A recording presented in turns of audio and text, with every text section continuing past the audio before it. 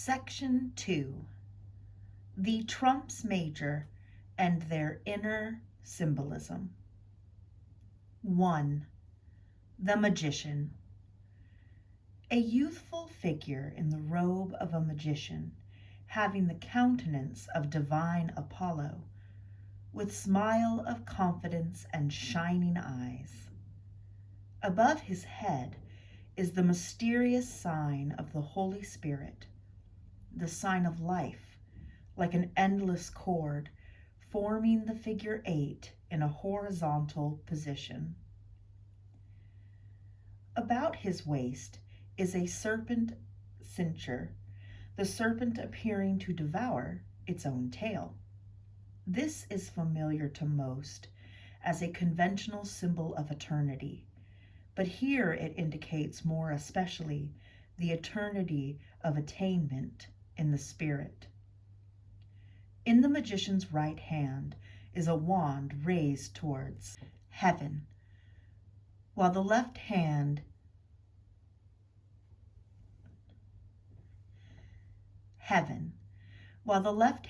is pointing to the earth.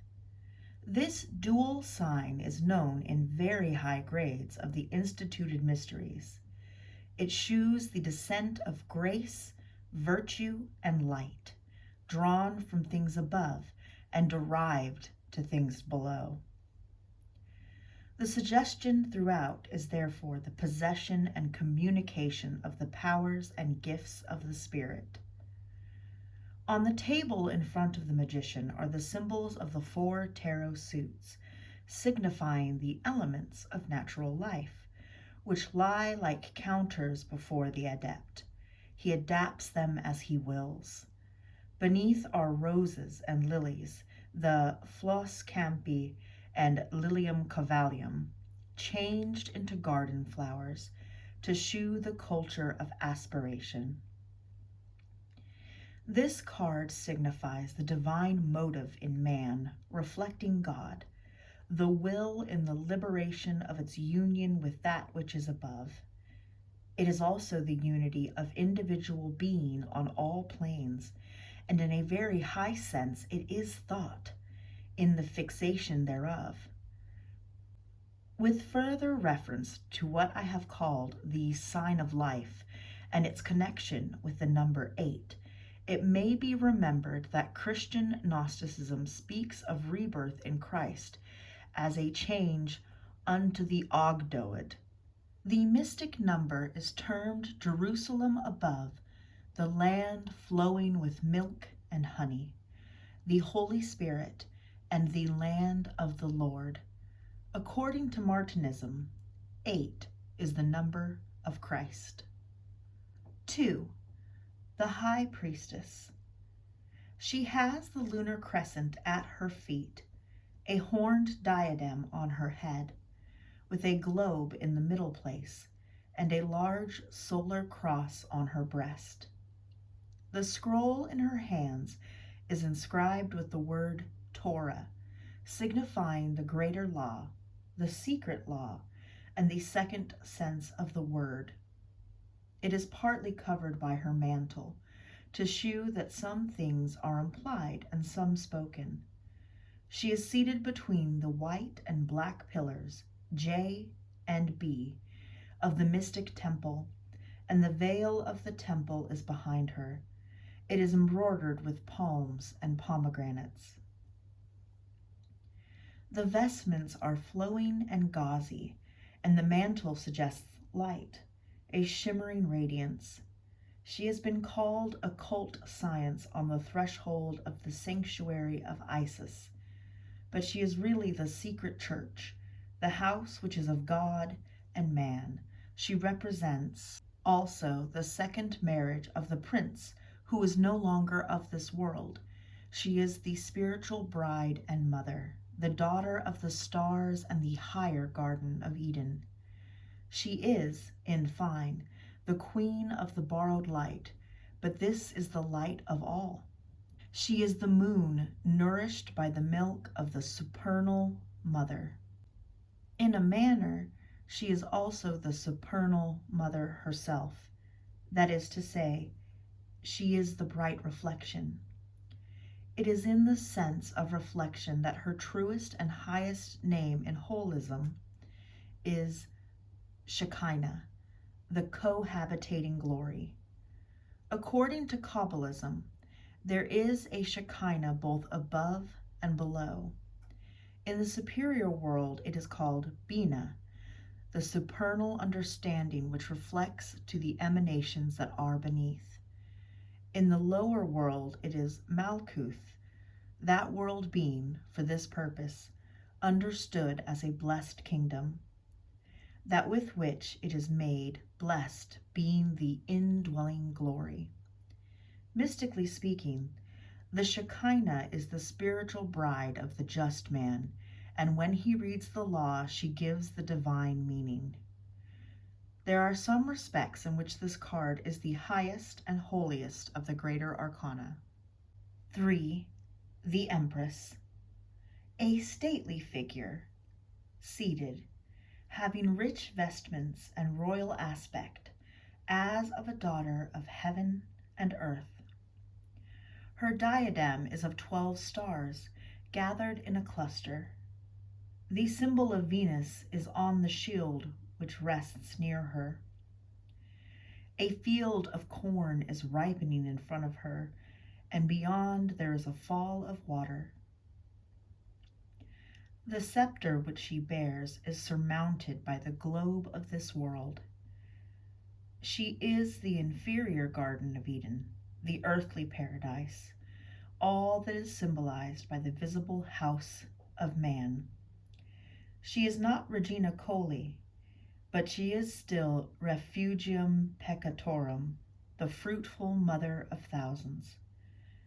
There are also certain aspects in which she has been correctly described as desire and the wings thereof, as the woman clothed with the sun, as Gloria Mundi, and the veil of the Sanctum Sanctorum, but she is not.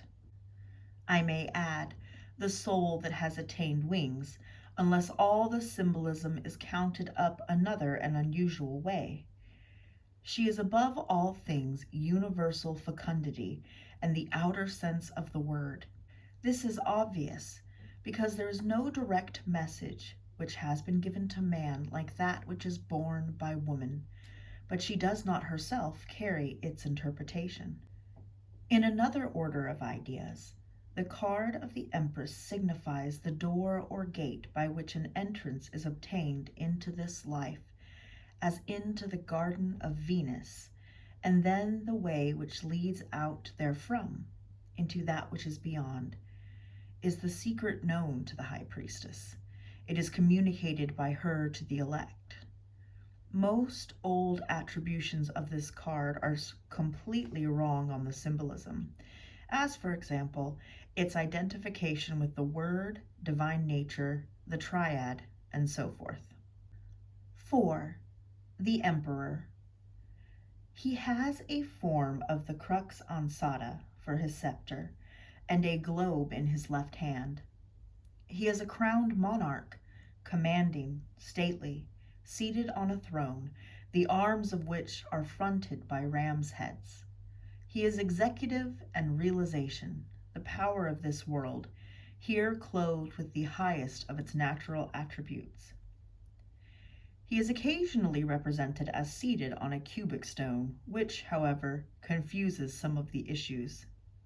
He is the virile power to which the Empress responds, and in this sense is he who seeks to remove the veil of Isis, yet she remains Virgo intacta. It should be understood that this card and that of the Empress do not precisely represent the condition of married life, though this state is implied. On the surface, as I have indicated, they stand for mundane royalty, uplifted on the seats of the mighty, but above this there is the suggestion of another presence. They signify also, and the male figure especially, the higher kingship, occupying the intellectual throne. Hereof is the lordship of thought rather than of the animal world. Both personalities, after their own manner, are full of strange experience, but theirs is not consciously the wisdom which draws from the higher world. The emperor has been described as A, will in its embodied form, but this is only one of its applications, and B, as an expression of virtualities contained in the absolute being, but this is fantasy. 5. The Hierophant. He wears the triple crown and is seated between two pillars, but they are not those of the temple which is guarded by the High Priestess. In his left hand he holds a scepter terminating in the triple cross, and with his right hand he gives the well-known ecclesiastical sign, which is called that of esotericism, distinguishing between the manifest and concealed part of doctrine. It is noticeable in this connection that the High Priestess makes no sign. At his feet are the crossed keys, and two priestly ministers in albs kneel before him. He has been usually called the Pope, which is a particular application of the more general office that he symbolizes. He is the ruling power of external religion, as the High Priestess is the prevailing genius of the esoteric withdrawn power. The proper meanings of this card have suffered woeful admixture from nearly all hands. Grand Orient says truly that the Hierophant is the power of the keys, exoteric orthodox doctrine, and the outer side of the life which leads to the doctrine, but he is certainly not the prince of occult doctrine, as another commenter has suggested. He is rather the summa totius theologiae, when it has passed into the utmost rigidity of expression, but he symbolizes also all things that are righteous and sacred on the manifest side. As such, he is the channel of grace belonging to the world of institution as distinct from that of nature, and he is the leader of salvation for the human race at large.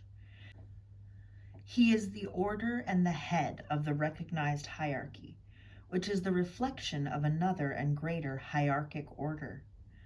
But it may so happen that the pontiff forgets the significance of this, his symbolic state, and acts as if he contained within his proper measures all that his sign signifies or his symbol seeks to shew forth. He is not, as it has been thought, philosophy, except on the theological side. He is not inspiration, and he is not religion, although he is a mode of its expression. 6. The Lovers. The sun shines in the zenith, and beneath is a great winged figure with arms extended, pouring down influences. In the foreground are two human figures, male and female, unveiled before each other, as if Adam and Eve when they first occupied the paradise of the earthly body. Behind the man is the tree of life, bearing 12 fruits, and the tree of the knowledge of good and evil is behind the woman. The serpent is twining round it. The figure suggests youth, virginity, innocence, and love before it is contaminated by gross material desire. This is in all simplicity the card of human love, here exhibited as part of the way, the truth, and the life. It replaces by recourse to first principles the old card of marriage, which I have described previously, and the later follies which depicted man between vice and virtue. In a very high sense, the card is a mystery of the covenant and the Sabbath. The suggestion in respect of the woman is that she signifies that attraction towards the sensitive life, which carries within it the idea of the fall of man, but she is rather the working of a secret law of providence than a willing and conscious temptress. It is through her imputed lapse that man shall arise ultimately, and only by her can he complete himself. The card is therefore in its way another intimation concerning the great mystery of womanhood. The old meanings fall to pieces of necessity with the old pictures, but even as interpretations of the latter, Some of them were of the order of commonplace, and others were false in symbolism. VII. The Chariot. An erect and princely figure carrying a drawn sword and corresponding, broadly speaking, to the traditional description which I have given in the first part. On the shoulders of the victorious hero are supposed to be the Urim and Thummim. He has led captivity captive. He is conquest on all planes, in the mind, in science, in progress, in certain trials of initiation. He has thus replied to the Sphinx, and it is on this account that I have accepted the variation of Eliphas Levi. Two sphinxes thus draw his chariot. He is above all things triumph in the mind. It is to be understood for this reason, A, that the question of the Sphinx is concerned with a mystery of nature and not of the world of grace, to which the charioteer could offer no answer. B, that the planes of his conquest are manifest or external and not within himself. C, that the liberation which he effects may leave himself in the bondage of the logical understanding. D, that the tests of initiation through which he has passed in triumph are to be understood physically and rationally. And E, that if he came to the pillars of that temple between which the High Priestess is seated, he could not open the scroll called Torah, nor if she questioned him could he answer. He is not hereditary royalty, and he is not priesthood. 8. Strength or fortitude. A woman over whose head there broods the same symbol of life, which we have seen in the card of the magician, is closing the jaws of a lion. The only point in which this design differs from the conventional presentations is that her beneficent fortitude has already subdued the lion, which is being led by a chain of flowers. For reasons which satisfy myself, this card has been interchanged with that of Justice, which is usually numbered 8. As the variation carries nothing with it which will signify to the reader, there is no cause for explanation. Fortitude, in one of its most exalted aspects, is connected with the divine mystery of union. The virtue, of course, operates in all planes, and hence draws on all its symbolism. It connects also with innocentia inviolata, and with the strength which resides in contemplation. These higher meanings are, however, matters of inference, and I do not suggest that they are transparent on the surface of the card. They are intimated in a concealed manner by the chain of flowers, which signifies, among many other things, the sweet yoke and the light burden of the divine law, when it has been taken into the heart of hearts.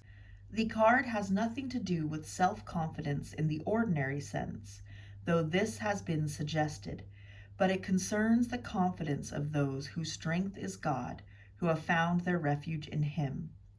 There is one aspect in which the lion signifies the passions, that she who is called strength is the higher nature in its liberation. It has walked upon the asp and the basilisk, and has trodden down the lion and the dragon. 9. The Hermit. The variation from the conventional models in this card is only that the lamp is not enveloped partially in the mantle of its bearer, who blends the idea of the Ancient of Days with the light of the world. It is a star which shines in the lantern. I have said that this is a card of attainment, and to extend this conception, the figure is seen holding up his beacon on an eminence. Therefore the hermit is not, as Coeur de Javelin explained, a wise man in search of truth and justice, nor is he, as a latter explanation proposes, an especial example of experience. His beacon intimates that, where I am, you also may be. It is further a card which is understood quite incorrectly when it is connected with the idea of occult isolation, as the protection of personal magnetism against admixture. This is one of the frivolous renderings which we owe to Eliphas Levi. It has been adopted by the French order of Martinism, and some of us have heard a great deal of the silent and unknown philosophy enveloped by his mantle from the knowledge of the profane. In true Martinism, the significance of the term philosophe inconu was of another order. It did not refer to the intended concealment of the instituted mysteries, much less of their substitutes, but, like the card itself, to the truth that the divine mysteries secure their own protection from those who are unprepared. 10. Wheel of Fortune. In this symbol I have again followed the reconstruction of Eliphas Levi, who has furnished several variants. It is legitimate, as I have intimated, to use Egyptian symbolism when this serves our purpose, provided that no theory of origin is implied therein. I have, however, presented Typhon in his serpent form. The symbolism is, of course, not exclusively Egyptian, as the 4 living creatures of Ezekiel occupy the angles of the card, and the wheel itself follows other indications of Levi in respect of Ezekiel's vision, as illustrative of the particular tarot key. With the French occultist, and in the design itself, the symbolic picture stands for the perpetual motion of a fluidic universe, and for the flux of human life. The Sphinx is the equilibrium therein. The transliteration of tarot as rhoda is inscribed on the wheel, counterchanged with the letters of the divine name, to shew that providence is implied through all. But this is the divine intention within, and the similar intention without is exemplified by the 4 living creatures. Sometimes the Sphinx is represented couchant on a pedestal above, which defrauds the symbolism by stultifying the essential idea of stability amidst movement. Behind the general notion expressed in the symbol there lies the denial of chance and the fatality which is implied therein. It may be added that, from the days of Levi onward, the occult explanations of this card are: behind the general notion expressed in the symbol there lies the denial of chance and the fatality which is implied therein. It may be added that, from the days of Levi onward, the occult explanations of this card are, even for occultism itself, of a singularly fatuous kind. It has been said to mean principle, fecundity, virile honor, ruling authority, etc. The findings of common fortune-telling are better than this on their own plane. 11. Justice. As this card follows the traditional symbolism and carries above all its obvious meanings, there is little to say regarding it outside the few considerations collected in the first part, to which the reader is referred. It will be seen, however, that the figure is seated between pillars, like the High Priestess, and on this account it seems desirable to indicate that the moral principle, which deals unto every man according to his works, while, of course, it is in strict analogy with higher things, differs in its essence from the spiritual justice which is involved in the idea of election. The latter belongs to a mysterious order of providence, in virtue of which it is possible for certain men to conceive the idea of dedication to the highest things. The operation of this is like the breathing of the Spirit where it wills, and we have no canon of criticism or ground of explanation concerning it. It is analogous to the possession of the fairy gifts and the high gifts and the gracious gifts of the poet. We have them or have not, and their presence is as much a mystery as their absence. The law of justice is not, however, involved by either alternative. In conclusion, the pillars of justice open into one world, and the pillars of the High Priestess into another. 12. The Hanged Man.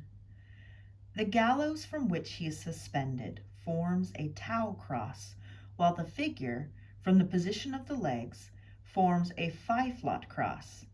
There is a nimbus about the head of the seeming martyr. It should be noted, 1. That the tree of sacrifice is living wood, with leaves thereon. 2.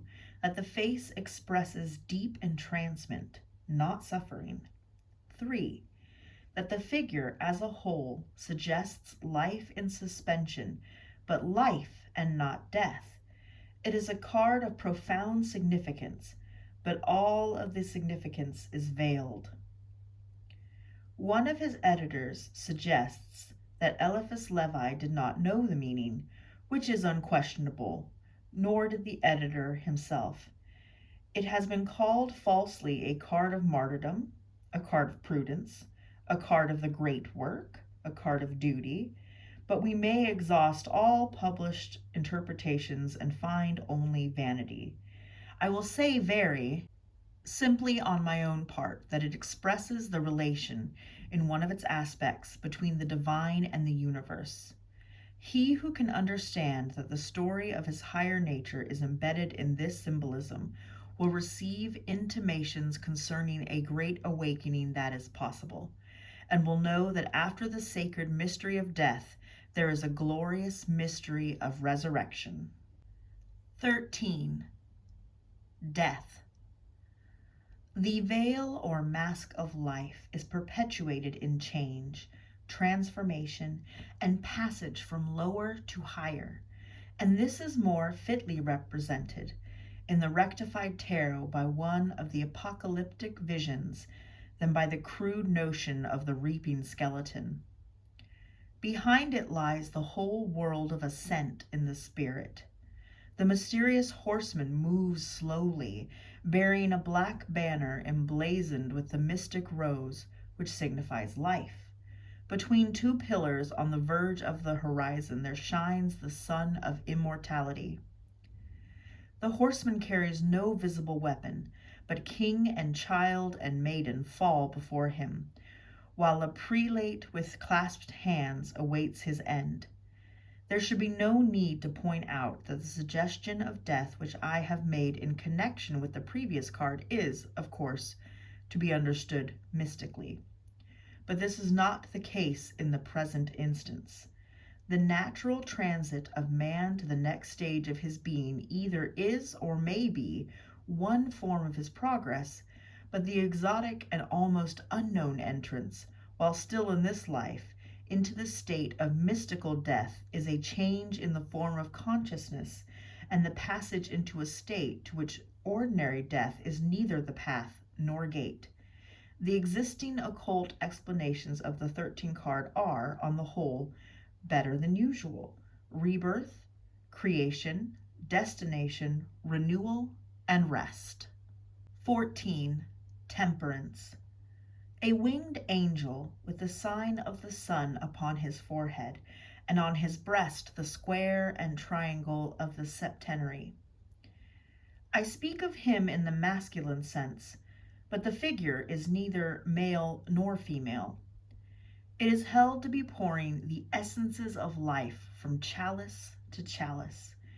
It is 1 foot upon the earth and 1 upon waters, thus illustrating the nature of the essences. A direct path goes up to certain heights on the verge of the horizon, and above there is a great light, through which a crown is seen vaguely. Hereof is some part of the secret of eternal life, as it is possible to man in his incarnation. All the conventional emblems are renounced herein. So also are the conventional meanings, which refer to changes in the seasons, perpetual movement of life, and even the combination of ideas. It is, moreover, untrue to say that the figure symbolizes the genius of the sun, though it is the analogy of solar light, realized in the third part of our human triplicity. It is called temperance fantastically because, when the rule of it obtains in our consciousness, it tempers, combines, and harmonizes the psychic and material natures. Under that rule we know in our rational part something of whence we came and whither we are going. 15. The Devil. The design is an accommodation, mean or harmony, between several motives mentioned in the first part. The horned goat of Mendes, with wings like those of a bat, is standing on an altar. At the pit of the stomach there is the sign of Mercury. The right hand is upraised and extended, being the reverse of that benediction which is given by the Hierophant in the 5th card. In the left hand there is a great flaming torch, inverted towards the earth. A reversed pentagram is on the forehead. There is a ring in front of the altar, from which 2 chains are carried to the necks of 2 figures, male and female. These are analogous with those of the 5th card. Asterisk. The 6th card may have been the intended reference. As if Adam and Eve after the fall. Hereof is the chain and fatality of the material life. The figures are tailed, to signify the animal nature, but there is human intelligence in the faces, and he who is exalted above them is not to be their master forever. Even now he is also a bondsman, sustained by the evil that is in him, and blind to the liberty of service. With more than his usual derision for the arts which he pretended to respect and interpret as a master therein, Eliphas Levi affirms that the Baphometic figure is occult science and magic. Another commentator says that in the divine world it signifies predestination, but there is no correspondence in that world with the things which below are of the brute. What it does signify is the dweller on the threshold, without the mystical garden, when those are driven forth therefrom who have eaten the forbidden fruit. 16. The Tower. Occult explanations attached to this card are meager and mostly disconcerting. It is idle to indicate that it depicts ruin in all its aspects, because it bears this evidence on the surface.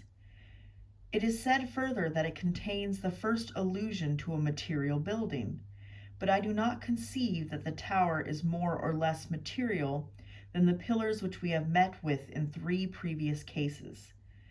I see nothing to warrant Papis in supposing that it is literally the fall of Adam, but there is more in favor of his alternative, that it signifies the materialization of the spiritual word. The bibliographer Christian imagines that it is the downfall of the mind, seeking to penetrate the mystery of God. I agree rather with Grand Orient, that it is the ruin of the house of life, when evil has prevailed therein, and above all that, it is the rending of a house of doctrine. I understand that the reference is, however, to a house of falsehood. It illustrates also in the most comprehensive way the old truth that, except the Lord build the house, they labor in vain that build it. There is a sense in which the catastrophe is a reflection from the previous card, but not on the side of the symbolism which I have tried to indicate therein. It is more correctly a question of analogy. One is concerned with the fall into the material and animal state, while the other signifies destruction on the intellectual side. The tower has been spoken of as the chastisement of pride and the intellect, overwhelmed in the attempt to penetrate the mystery of God.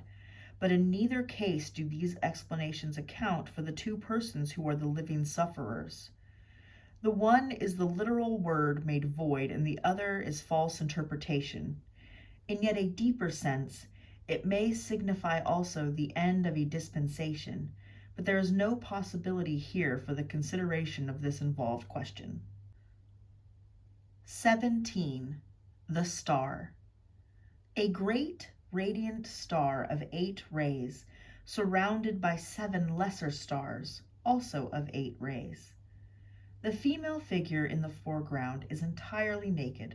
Her left knee is on the land, and her right foot upon the water. She pours water of life from 2 great eres, irrigating sea and land. Behind her is rising ground, and on the right a shrub or tree, whereon a bird alights. The figure expresses eternal youth and beauty. The star is l'Étoile flamboyante, which appears in Masonic symbolism, but has been confused therein. That which the figure communicates to the living scene is the substance of the heavens and the elements. It has been said truly that the mottos of this card are waters of life freely and gifts of the spirit. The summary of several tawdry explanations says that it is a card of hope. On other planes, it has been certified as immortality and interior light. For the majority of prepared minds, the figure will appear as the type of truth unveiled, glorious in undying beauty, pouring on the waters of the soul some part and measure of her priceless possession. But she is in reality the Great Mother in the Kabbalistic Sephira Bina, which is supernal understanding, who communicates to the Sephiroth that are below in the measure that they can receive her influx. 18. The Moon. The distinction between this card and some of the conventional types is that the moon is increasing on what is called the side of mercy, to the right of the observer. It has 16 chief and 16 secondary rays. The card represents life of the imagination apart from life of the spirit. The path between the towers is the issue into the unknown. The dog and wolf are fears of the natural mind in the presence of that place of exit, when there is only reflected light to guide it. The last reference is a key to another form of symbolism. The intellectual light is a reflection, and beyond it is the unknown mystery which it cannot shew forth. It illuminates our animal nature, types of which are represented below: the dog, the wolf, and that which comes up out of the deeps, the nameless and hideous tendency which is lower than the savage beast.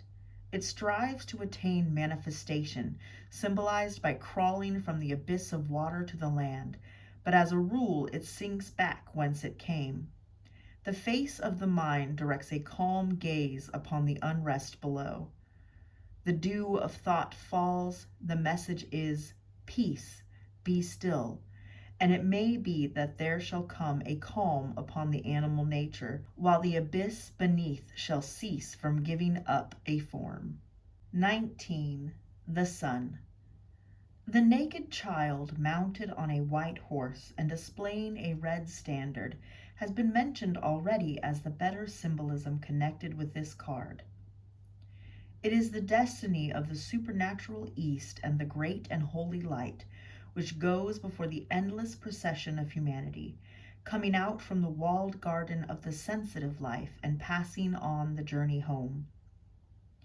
The card signifies, therefore, the transit from the manifest light of this world, represented by the glorious sun of earth, to the light of the world to come, which goes before aspiration and is typified by the heart of a child. But the last allusion is again the key to a different form or aspect of the symbolism. The sun is that of consciousness in the spirit, the direct as the antithesis of the reflected light. The characteristic type of humanity has become a little child therein, a child in the sense of simplicity and innocence in the sense of wisdom. In that simplicity, he bears the seal of nature and of art. In that innocence, he signifies the restored world. When the self-knowing spirit has dawned in the consciousness above the natural mind, that mind in its renewal leads forth the animal nature in a state of perfect conformity. 20. The Last Judgement. I have said that this symbol is essentially invariable in all tarot sets, or at least the variations do not alter its character. The great angel is here encompassed by clouds, but he blows his bannered trumpet, and the cross as usual is displayed on the banner. The dead are rising from their tombs, a woman on the right, a man on the left hand, and between them their child, whose back is turned. But in this card there are more than 3 who are restored, and it has been thought worthwhile to make this variation as illustrating the insufficiency of current explanations. It should be noted that all the figures are as one in the wonder, adoration, and ecstasy expressed by their attitudes. It is the card which registers the accomplishment of the great work of transformation in answer to the summons of the supernal, which summons is heard and answered from within. Herein is the intimation of a significance which cannot well be carried further in the present place. What is that within us which does not sound a trumpet, and all that is lower in our nature rises in response, almost in a moment, almost in the twinkling of an eye? Let the card continue to depict, for those who can see no further, the Last Judgement and the resurrection in the natural body, but let those who have inward eyes look and discover therewith. They will understand that it has been called truly in the past a card of eternal life, and for this reason it may be compared with that which passes under the name of Temperance. 0. The Fool. With light step, as if earth and its trammels had little power to restrain him, a young man in gorgeous vestments pauses at the brink of a precipice among the great heights of the world. He surveys the blue distance before him, its expanse of sky rather than the prospect below. His act of eager walking is still indicated, though he is stationary at the given moment. His dog is still bounding. The edge which opens on the depth has no terror. It is as if angels were waiting to uphold him, if it came about that he leaped from the height.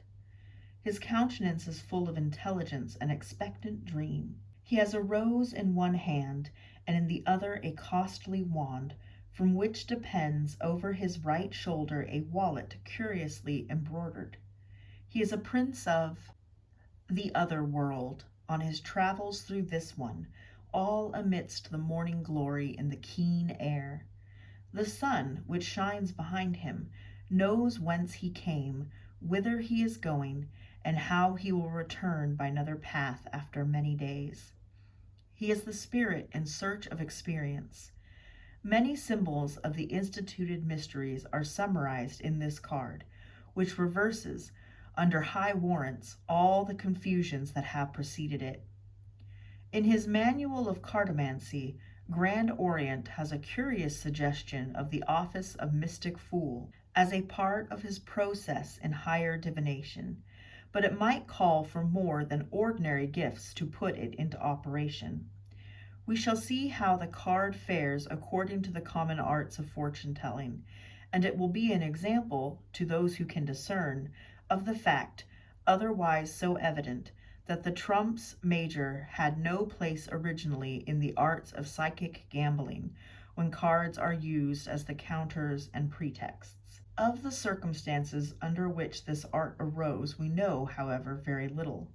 The conventional explanations say that the fool signifies the flesh, the sensitive life, and by a peculiar satire its subsidiary name was at one time the alchemist, as depicting folly at the most insensate stage. 21. The World. As this final message of the major trumps is unchanged, and indeed unchangeable, in respect of its design, it has been partly described already regarding its deeper sense. It represents also the perfection and end of the cosmos, the secret which is within it, the rapture of the universe when it understands itself in God. It is further the state of the soul in the consciousness of divine vision, reflected from the self-knowing spirit. But these meanings are without prejudice to that which I have said concerning it on the material side. It has more than one message on the macrocosmic side, and is, for example, the state of the restored world, when the law of manifestation shall have been carried to the highest degree of natural perfection. It is perhaps more especially a story of the past, referring to that day when all was declared to be good, when the morning stars sang together and all the sons of God shouted for joy. One of the worst explanations concerning it is that the figure symbolizes the magus when he has reached the highest degree of initiation. Another account says that it represents the absolute, which is ridiculous. The figure has been said to stand for truth, which is, however, more properly allocated to the 17th card. Lastly, it has been called the Crown of the Magi. Section 3. Conclusion as to the greater keys. There has been no attempt in the previous tabulation to present the symbolism in what is called the three worlds, that of divinity, of the macrocosm, and the microcosm. A large volume would be required for developments of this kind. I have taken the cards on the high plane of their more direct significance to man, who, in material life, is on the quest of eternal things. The compiler of the Manual of Cartomancy has treated them under three headings: the world of human prudence, which does not differ from divination on its more serious side, the world of conformity, being the life of religious devotion, and the world of attainment, which is that of the soul's progress towards the term of its research. He gives also a triple process of consultation according to these divisions, to which the reader is referred. I have no such process to offer, as I think that more may be gained by individual reflection on each of the trumps major. I have also not adopted the prevailing attribution of the cards to the Hebrew alphabet, firstly, because it would serve no purpose in an elementary handbook, secondly, because nearly every attribution is wrong. Finally, I have not attempted to rectify the position of the cards in their relation to one another. The 0, therefore, appears before number 20, but I have taken care not to number the world or universe otherwise than as 21. Wherefore it ought to be put, the 0 is an unnumbered card. In conclusion as to this part, I will give these further indications regarding the Fool, which is the most speaking of all the symbols. He signifies the journey outward, the state of the first emanation, the graces and passivity of the spirit. His wallet is inscribed with dim signs to shew that many subconscious memories are stored up in the soul. The outer method of the oracles. Section 1. Distinction between the greater and lesser arcana.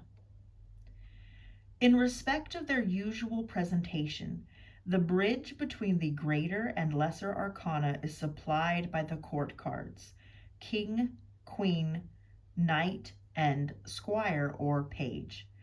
But their utter distinction from the trumps major is shewn by their conventional character.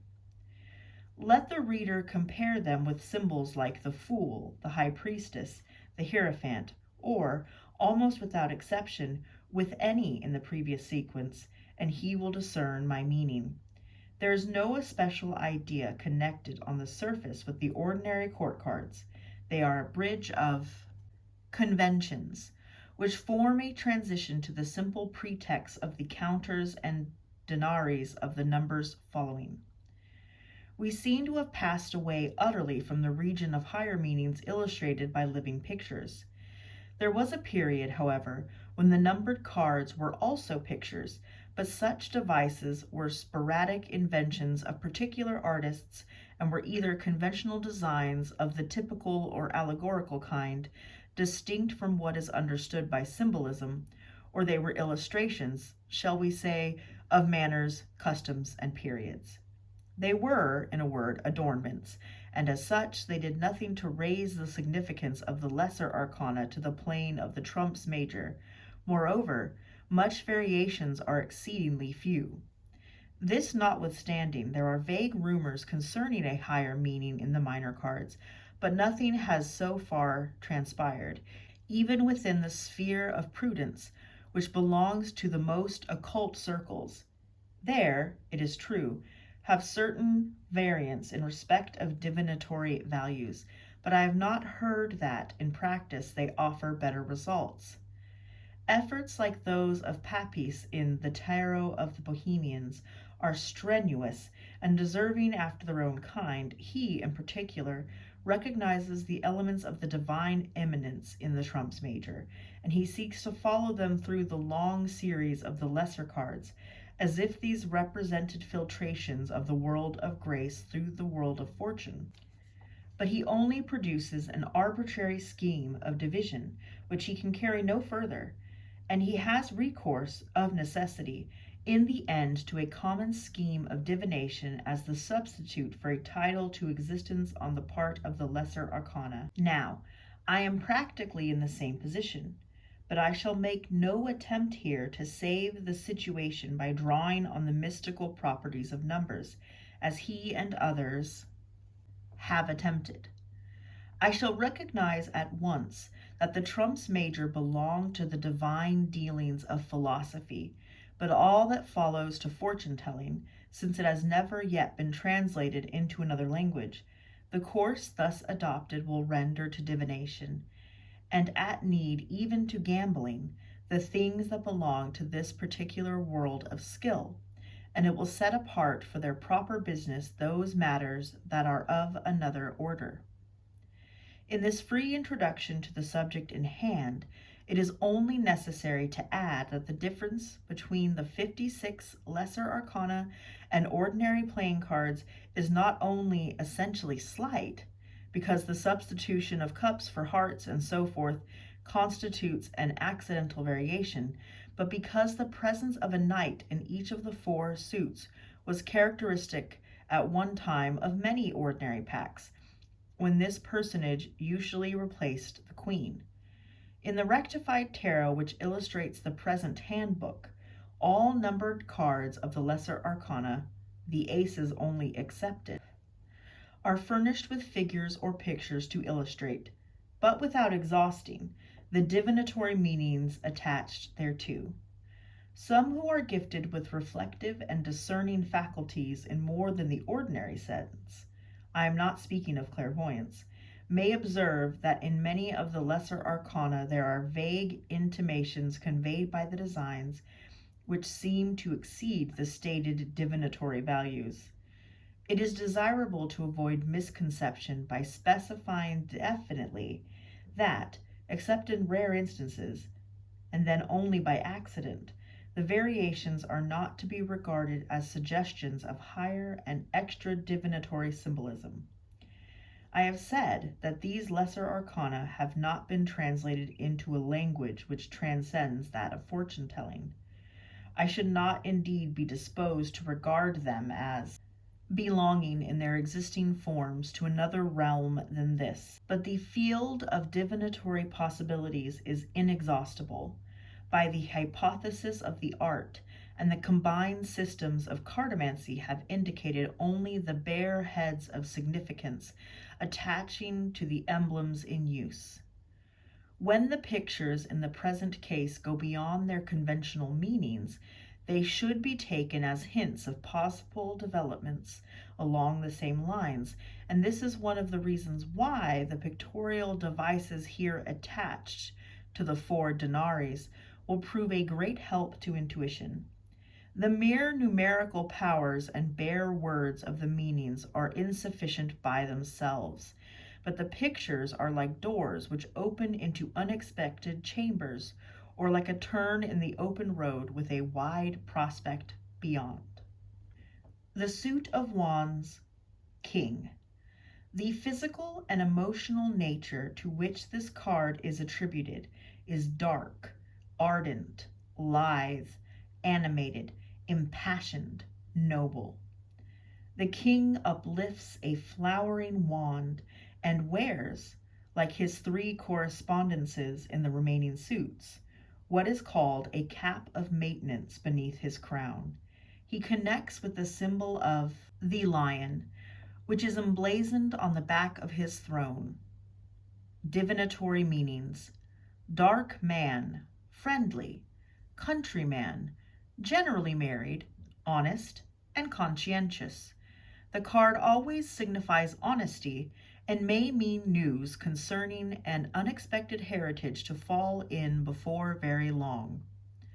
Reversed. Good, but severe, austere, yet tolerant. Wands, Queen. The wands throughout this suit are always in leaf, as it is a suit of life and animation. Emotionally and otherwise, the Queen's personality corresponds to that of the King, but is more magnetic. Divinatory meanings: a dark woman, countrywoman, friendly, chaste, loving, honorable. If the card beside her signifies a man, she is well disposed towards him. If a woman, she is interested in the querent. Also, love of money or a certain success in business. Reversed. Good, economical, obliging, serviceable. Signifies also, but in certain positions and in the neighborhood of other cards, tending in such directions, opposition, jealousy, even deceit and infidelity. Wands, Knight. He is shewn as if upon a journey, armed with a short wand, and although mailed, is not on a warlike errand. He is passing mounds or pyramids. The motion of the horse is a key to the character of its rider, and suggests the precipitate mood or things connected therewith. Divinatory meanings: departure, absence, flight, immigration. A dark young man, friendly. Change of residence. Reversed: rupture, division, interruption, discord. Wands, Page. In a scene similar to the former, a young man stands in the act of proclamation. He is unknown but faithful, and his tidings are strange. Divinatory meanings: dark young man, faithful, a lover, an envoy, a postman. Beside a man, he will bear favorable testimony concerning him. A dangerous rival if followed by the Page of Cups. He has the chief qualities of his suit. He may signify family intelligence. Reversed: anecdotes, announcements, evil news. Also indecision and the instability which accompanies it. Wands, 10. A man oppressed by the weight of the 10 staves which he is carrying. Divinatory meanings: a card of many significances, and some of the readings cannot be harmonized. I set aside that which connects it with honor and good faith. The chief meaning is oppression simply, but it is also fortune, gain, any kind of success, and then it is the oppression of these things. It is also a card of false seeming, disguise, perfidy. The place which the figure is approaching may suffer from the rods that he carries. Success is stultified if the 9 of swords follows, and if it is a question of a lawsuit, there will be certain loss. Wands, 9. The figure leans upon his staff and has an expectant look, as if awaiting an enemy. Behind are 8 other staves, erect, in orderly disposition, like a palisade. Divinatory meanings: the card signifies strength in opposition. If attacked, the person will meet an onslaught boldly, and his build shews that he may prove a formidable antagonist. With this main significance there are all its possible adjuncts: delay, suspension, adjournment. Reversed: obstacles, adversity, calamity. Wands, 8. The card represents motion through the immovable, a flight of wands through an open country, but they draw to the term of their course. That which they signify is at hand. It may be even on the threshold. Divinatory meanings: activity in undertakings, the path of such activity, swiftness, as that of an express messenger, great haste, great hope, speeds toward an end which promises assured felicity, generally that which is on the move, also the arrows of love. Reversed, arrows of jealousy, internal dispute, stingings of conscience, quarrels, and domestic disputes for persons who are married. Wands 7. A young man on a craggy eminence, brandishing a staff. 6 other staves are raised towards him from below. Divinatory meanings. It is a card of valor, for on the surface 6 are attacking one, who has, however, the vantage position. On the intellectual plane, it signifies discussion, wordy strife. In business, negotiations, war of trade, barter, competition. It is further a card of success, for the combatant is on the top and his enemies may be unable to reach him. Reversed, perplexity, embarrassments, anxiety. It is also a caution against indecision. Wands 6. A laureled horseman bears one staff adorned with a laurel crown. Footmen with staves are at his side. Divinatory meanings. The card has been so designed that it can cover several significations. On the surface, it is a victor triumphing, but it is also great news, such as might be carried in state by the king's courier. It is expectation crowned with its own desire, the crown of hope, and so forth. Reversed, apprehension, fear, as of a victorious enemy at the gate, treachery, disloyalty, as of gates being opened to the enemy, also indefinite delay. Wands 5. A posse of youths who are brandishing staves, as if in sport or strife. It is mimic warfare, and here too correspond the divinatory meanings. Imitation, as, for example, sham fight, but also the strenuous competition and struggle of the search after riches and fortune. In this sense, it connects with the battle of life. Hence, some attributions say that it is a card of gold, gain, opulence. Reversed, litigation, disputes, trickery, contradiction. Wands 4. From the 4 great staves planted in the foreground, there is a great garland suspended. 2 female figures uplift nosegays. At their side is a bridge over a moat, leading to an old manorial home. Divinatory meanings. They are for once almost on the surface. Country life, haven of refuge, a species of domestic harvest home, repose, concord, harmony, prosperity, peace, and the perfected work of these. Reversed. The meaning remains unaltered. It is prosperity, increase, felicity, beauty, embellishment. Wands 3. A calm, stately personage, with his back turned, looking from a cliff's edge at ships passing over the sea. 3 staves are planted in the ground, and he leans slightly on one of them. Divinatory meanings. He symbolizes established strength, enterprise, effort, trade, commerce, discovery.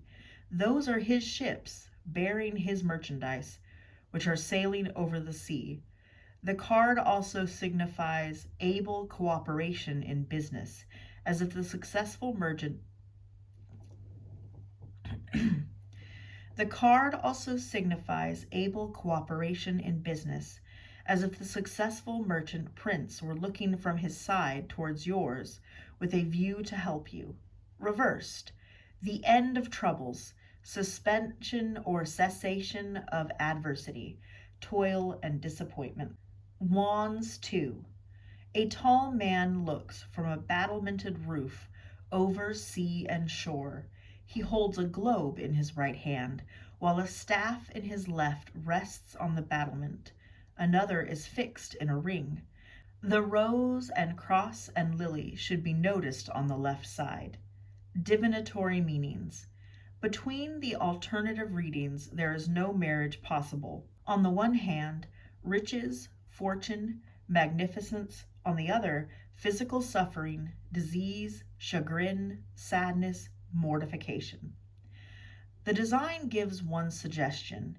Here is a lord overlooking his dominion and alternately contemplating a globe.